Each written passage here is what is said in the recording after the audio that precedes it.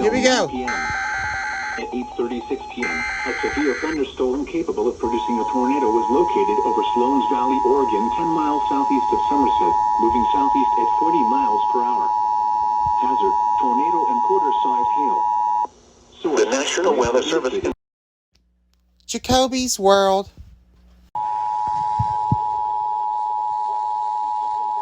It's an Amber Alert.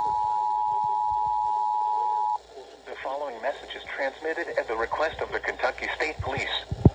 The Kentucky Emergency Alert System has been activated to assist in the broadcast of an Amber Alert. Legend Gibson, an 11-month-old child from Clay County, is believed. Parents were last known to have been driving a Lincoln MKZ, white in color, approximately a 2010 model. At this time, we do not have any further information on the vehicle.